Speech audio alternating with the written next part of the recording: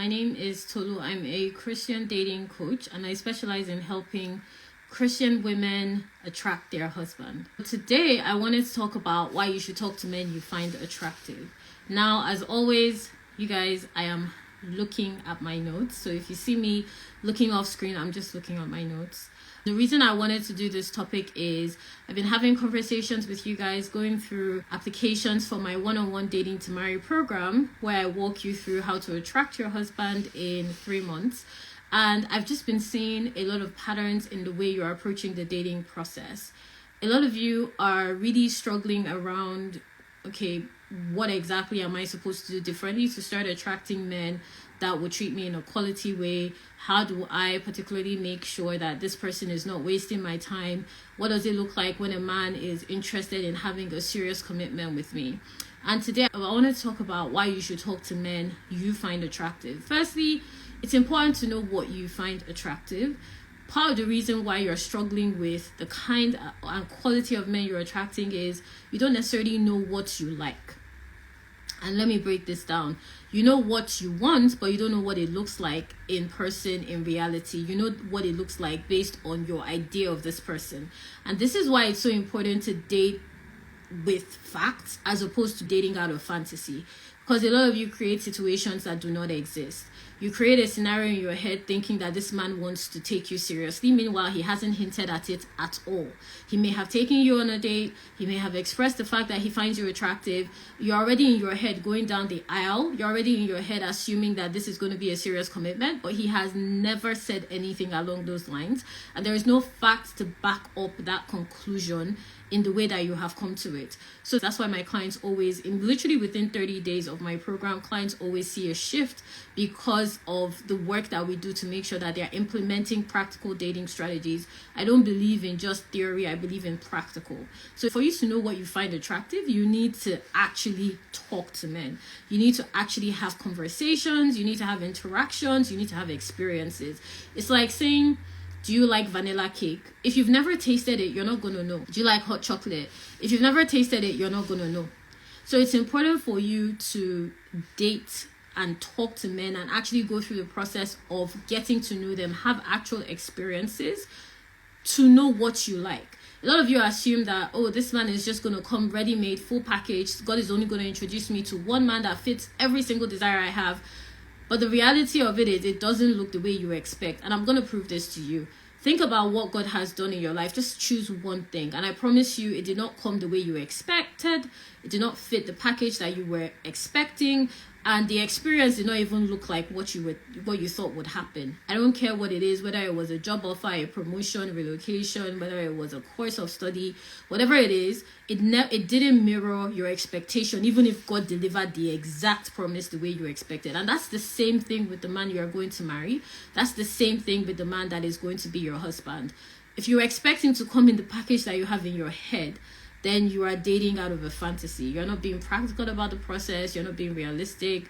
And you're approaching it in a way that is going to make it difficult for you to recognize what it looks like when you actually find a man attractive. Now, another reason why you should talk to men you find attractive is so that you can build your confidence around dating. Confidence comes through consistency. I was literally discussing this with a client the other day. We were going through her dating process. Because in dating to marry, we do a lot of intense work when we look at your patterns. There's a lot of things that come up for clients just through that process of excavating the way they respond to intimate situations. And that's the work that we were doing with this particular client. And, she really got like enlightenment from that phrase, confidence comes from consistency. You need to think about when you first started driving and now. There's a different level of confidence. When you first started your present job role and now, there's a different level of confidence. When you first took on any new activity, whether you started cooking or you made a new recipe, and now there's a different level of confidence. So the more you have, and this is why in my program, we focus on making sure that you have enough contact with men. I was talking to another client the other day, and I remember when we first started working together, she didn't believe that there were men. Now she's saying, that's no longer her situation. Now she knows that there are so many men and it's more of a process for her to choose the kind of man she desires.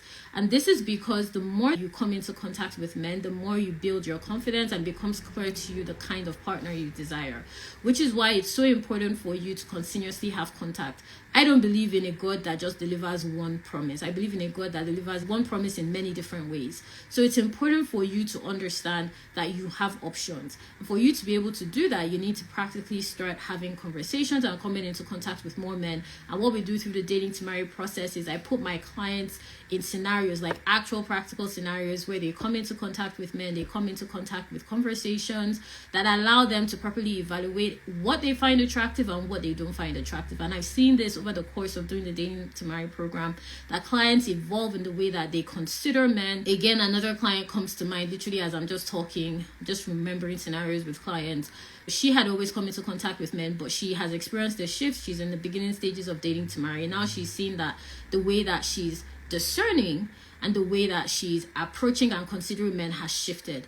That simple shift is going to transform the way she connects with men, and it's going to give her a higher caliber of men and a higher quality and frequency of connections with the kind of men she desires. So it's important for you to build that confidence, because when you start doing that, you will start to be able to clearly identify what you find attractive. The reason why you don't know the kind of man you desire, and the reason why you keep attracting low quality men that are not in a position to provide you with the level of commitment and connection you desire, is because you don't have confidence around what you are offering through the dating process. You don't just jump into the marriage. You have to date to know if both of you are in alignment for the marriage you desire. And for that to happen, you need to come into contact with men, have conversations with men, evaluate the way those conversations are going, and see if there's any alignment between what you desire and what that person has to offer, and what position that they play in the process of you deciding whether you want to move forward or not. Because some men come into you, and it's not every man that you date that you marry. That's another concept I want you to really understand. It's not every man you date to marry. You date to know the man you want to marry. That's why you date. Because a lot of you assume that, it's only going to be one man that is right for me. It's only going to be one man that is going to meet what I want. Because this person doesn't meet that, then they must not be the one. You are dating with a very faulty approach.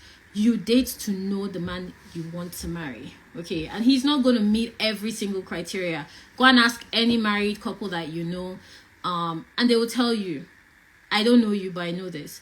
They will tell you that their spouses did not meet every single criteria they desired. There's a role that you play in that process. There's a role that you play in that partnership to be able to develop them in that way. But a lot of you don't know how to identify that. And that's why you should start talking to men you find attractive. That's why you should start having conversations with men. And some of you even enter relationships knowing fully well that you're not attracted to that person. You enter relationships knowing fully well that this person is not even offering the bare minimum of what you desire. So you're not only not talking to men you find attractive, you are dating and committing to men you do not find attractive. And that is why your dating process has become complicated, it's confusing, it's frustrating. The other day, I was asking you guys via a post your best and worst dating experiences in 2023, because the year is rounding up. We have less than 50 days left in 2023. And for a lot of you, your dating process now is no different than it was a year ago. It's no different than it was 6 months ago, 2 years ago. It's no different than it was last week.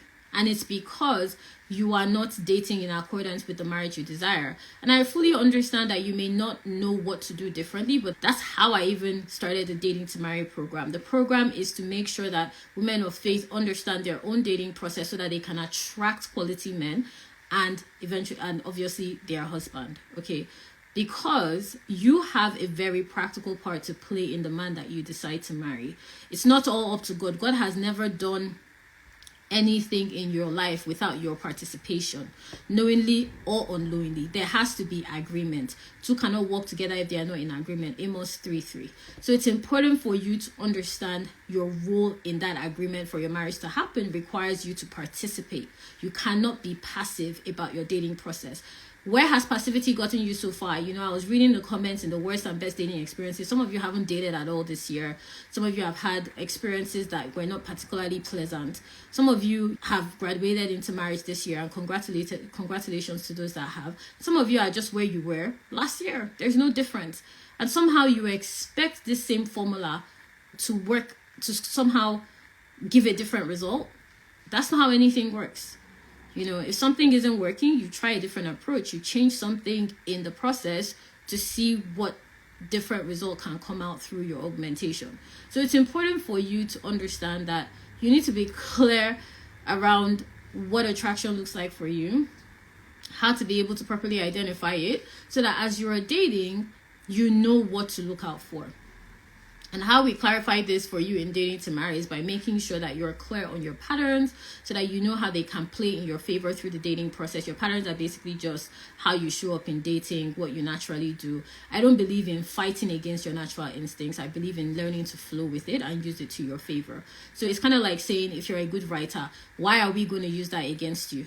We're going to use it in your favor, okay? We're going to develop your writing process, make sure that you are clear about what you like to write about, where your gifts are most useful, how you can benefit, and how you can also serve through that talent. It's the same way with dating. We're not going to use what you're naturally good at against you. We're going to learn how you can use that to be able to help you to identify your partner, make it easier for you to attract quality men, make it simpler for you to know what it looks like to be talking to men that are in a position to provide you with the partnership that you desire. So that's why in dating to marry, it's a 3-month process, because it's really about transforming the way that you have been approaching dating your entire life. Okay, and nobody can change their entire life in 1 hour, right? So that the program is specifically designed to make sure that there is a shift and a transformation in the way you're approaching dating. And that's why it's a 3-month process, because I want to hold you accountable through that transformation.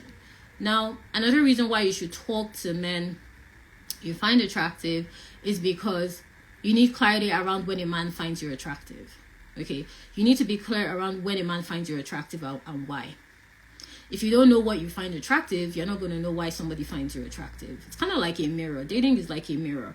Whatever issue you're seeing in someone else, I promise you, it's kind of like how scripture says that focus on the plank in your eye instead of the speck in your neighbor's eye. I'm paraphrasing, but you get the point. You're supposed to pay attention to the areas in your life that you're meant to shift in terms of where you want to see a result. So if you're noticing that this person is emotionally unavailable, I promise you an aspect of you is emotionally unavailable. If you're noticing that this person isn't financially responsible, there is an aspect of you that is also not financially responsible. Dating is really a mirror. Okay, so you need clarity around when a man finds you attractive and why. And the way you can do that is for you to know what you find attractive in a man. So it's important for you to be able to take full responsibility of what you find attractive and why, spiritually, emotionally, physically, sexually, what draws your attention. Because if you're not able to do this, you're going to be very confused by a man's body language and his signals. You're not going to necessarily know his end game. You're not going to be able to quantify his level of interest and why he's interested. Talking to another client about this the other day, we're able to help her identify how her dating cycles have shifted as a result of the current relationship she's in. She's currently in a healthy relationship, and she has a past pattern of toxic relationships. But because she was so used to toxicity, she was finding it difficult to accept the healthy relationship. And this is exactly my point. Whatever situation that you found yourself in when it comes to dating or any area in your life, there is going to be a reflection in your own habits that you need to pay attention to. So once we're able to help her to see the difference between her toxic exes and her present healthy ex, she was more able to shift into position to fully be available emotionally for her current relationship. So basically what I'm trying to say is, when you know what you find attractive in a man, it's going to be easier for you to know why he finds you attractive. And then I also want to say this, okay? When you talk to men you find attractive, it's going to be easier for you to open up. Because, enjoying the process of getting to know the person, you're enjoying the process of having conversations with them, you're enjoying the process of, just talking and being interactive and sharing experiences together. So it's going to be natural for you to open up. The issue that I see here is you open up in a way that makes it difficult for you not to get attached. So you can completely share your experiences, you can completely be transparent and open for conversations without becoming emotionally attached. And that's a strategy that we show dating to marry clients how to do, so that you are emotionally available for conversations with men in a quality way. Once you start doing this, you're going to see a shift in the kind and quality of conversations you're having with men. Literally was talking to another client, and she was learning how to start conversing with men, and she was able to identify that the kind of conversation she was having was based on how she was positioning herself for conversations. So once we're able to work out that little, that little knot in her process, it was easier for her to understand how to have conversations with men without getting emotionally attached prematurely or without having any expectations. So once you start talking to men you find attractive, once you start talking to men, and when I say men you find attractive, it could be for any reason. It could be the way they look, it could be the way, something about their spirit, their emotional intelligence, whatever the case may be. The point is, once you start paying attention to the fact that, okay, this is somebody that I find attractive, this is somebody I want to get to know, it becomes easier for you to have more honest, vulnerable, transparent conversations. And all you have to work on in that process is making sure that you don't put any expectations on that process. And the reason why, a lot of you get prematurely emotionally attached is you're not used to this kind of interaction. So you overvalue the experience. Okay, this should be a consistent interaction for you. It shouldn't be strange for you to be talking to men you find attractive. It shouldn't be unusual for you to be having conversations with men that you want to get to know. It should be a consistent experience. That is not the focus in the process of choosing who you want to commit to. But a lot of you are focusing there and committing as a result of that, and it's becoming confusing for you. That's how you find yourself in situationships. That's how you find yourself confused about what he's doing as opposed to what he's saying. And that's how you find yourself heartbroken, because you're going about the dating process in a confusing manner and in a cyclical manner that isn't supporting the outcome you desire. Which is why with clients, we very much streamline the process of dating. You know exactly what you're meant to be doing through Dating to Marry program. At each stage of the dating process, you know what you should be doing when you're just talking, when you guys start going on dates.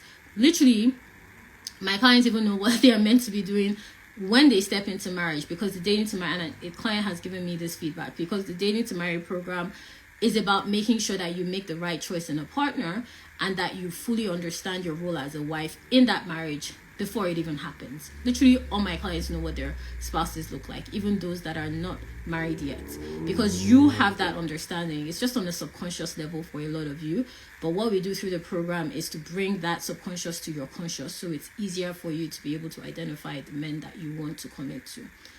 If you have any questions for me, drop it. So I'm going to say one more thing. Why you should talk to men you find attractive is it clarifies the way you date. Okay, because you're no longer focusing on, I'm not talking to anyone, I keep talking to men I don't find attractive, I'm spending so much time talking to people that I'm not interested in, because that's not what you should even be doing at all. So once you start talking to men you find attractive, your dating path becomes clear. You start knowing what you actually like. The information you're getting is actually useful and relevant because these are men that you do find attractive. Now, it's just a process of understanding why you find them attractive, what exactly it is that you find attractive about them, and how that filters into your dating decisions. So that's why you should talk to men you find attractive, okay? To kind of circle back a bit, it builds your confidence, it clarifies why men find you attractive, makes it easier for you to open up, it clarifies the way you date. Okay, so this is what I wanted to share with you guys today. Now, if you want to work with me one-on-one and you want to start attracting men you can marry, just like I've helped my clients do, my Dating to Marry program is currently open. I am still accepting applications. You can click the link in bio to apply, or you can send me a DM if you have any questions around my Dating to Marry process. So, do we have any questions? Just drop it. Now, I'm just going to quickly say this as well. Your dating process should honor the marriage that you desire. Your dating process should honor the marriage that you desire. What do I mean by that? I mean that the way you date should be in alignment with the marriage that you desire. If you desire to marry a man that gives you a quality experience, whatever that looks like for you, part of the process that we uncover through Dating to Marry is learning how to practically vocalize in very practical steps what you desire your marriage to look like. So when you're dating, you want to make sure that it is honoring the marriage that you desire. And that means that you should be dating men you find attractive. You should be dating men that you desire, that you know you can marry. You should be dating in a way that complements the kind of partnership that you desire in your marriage. You should be dating in a way that makes it easy for you to know what your partner looks like. And that's what we excavate through the Dating to Marry process. Let me know in the comments what has really stood out to you from what I've said. Okay? Or is there any area that wasn't clear? that you want me to further clarify. But yeah, I'm just going to say this as well. Okay. Another thing I want to say is you have to be able to allow your dating process to teach you about yourself as well. There's a lot you learn about yourself from the way you date. A lot comes up. I'm just having lunch with a friend and we're discussing relationships, exes, and so on and so forth. And you just learn a lot about yourself as you date. A lot of things that you discover as you date will inform your decision on who you marry. That is how important and pivotal it is for you to decide who you're going to date, and that is why it is important for you to pay attention to your dating process. You don't want to push it to the side. You don't want to take it for granted. You don't want to say, if it happens, it happens, because clearly it's not happening, sis. Is it? It isn't, because dating needs to be a priority. And what I see, and I see this with clients, because all my clients are career women. They have different areas in their lives that require their constant attention. And just by being in dating to marry, they learn how to make dating a priority, because obviously it has to be a priority for you to show up for the program, to implement my strategies, to literally just invest in the process. You have to make it a priority. Just by doing that, they have literally shifted their position in terms of how they are held accountable and how they are able to show up and discern through the dating process. So you can't push dating to the side. I mean, clearly it hasn't worked. For all of you that have pushed it to the side, obviously it's not yielding the result you want. And stop comparing yourself to your friends, family members, the stranger down the street, the church sister that got married after getting baptized, or whatever the story is. That is not your business, and that is not part of your process. So it's important for you to focus on how your dating process can be a priority in your life. Guys, I've been doing this for close to 10 years.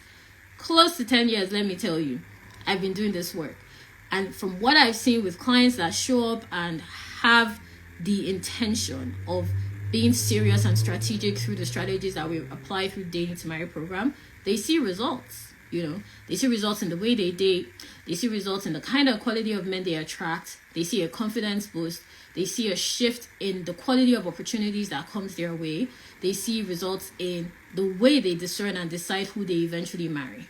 Because until and unless you start treating dating like a priority, do not expect men to show up in a way that honors the priority for marriage. Until and unless you start treating dating like a priority, do not expect men to show up in a way that honors that priority you have for marriage. I said it twice on purpose, because I really want you to understand that. It's kind of like saying you are hoping to travel, but you didn't. Because until and unless you make it a priority, you put it in your schedule, you start planning for it, it's not going to happen. Or you are hoping for a promotion, maybe, maybe not. Well, if you keep treating it wishy-washy, then that promotion is going to be wishy-washy as well.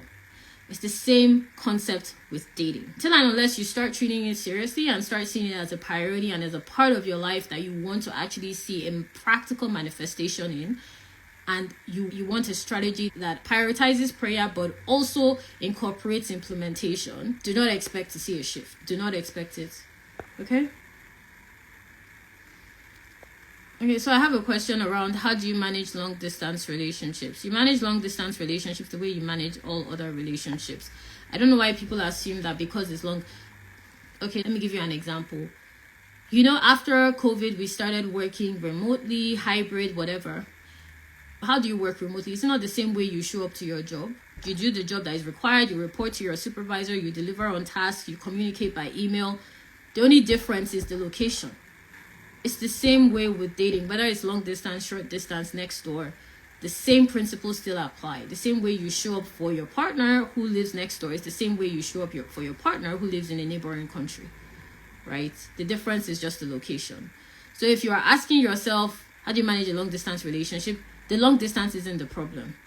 The relationship has some issues that need your attention. The distance isn't going to solve anything. The distance, if anything, is just bringing things to the forefront faster.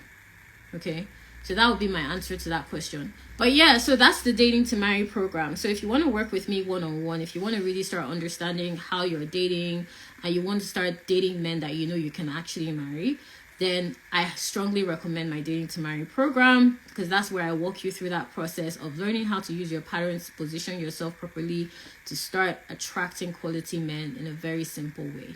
Okay, and this is a program that has helped my clients to step into marriage, break toxic cycles. I was talking to a client the other day. She had just come out of a 6-year cycle of a toxic relationship. Done. Done and done. Right? That relationship is a memory. Right? Just after going through. And it was just so interesting. I love when that happens to my clients, because I never tell a client, oh, stop talking to this guy, or I'm not a matchmaker either. I don't say, oh, this is your husband or whatever. I just put them through a process, and that process shifts their position through the way they date. Okay, so I was really, really happy for that client, that she had seen that shift. Okay, so I have a question about how long should you date before marriage. There's no timeline. Some people date for 3 months, 3 weeks, 5 weeks. The length of time does not translate to the success of the marriage. There are some people that have dated for 10 years and their marriage crashed within 6 months. There are some people that dated for 3 months and they've been married for 15 years. Literally, there is no relation between time and success.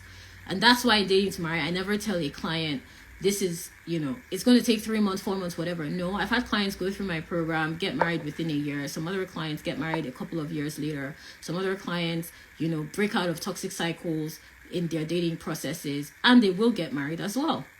But the timeline is not attached. The way we perceive time is not the way God perceives time.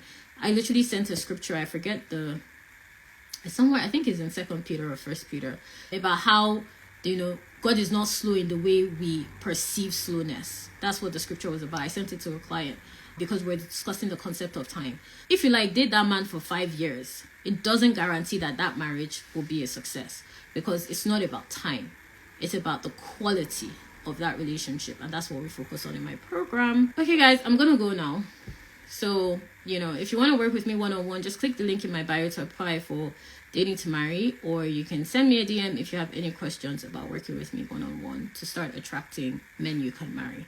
I'll talk to you guys soon. Make sure to like this video and share with a sister friend. Okay? Bye.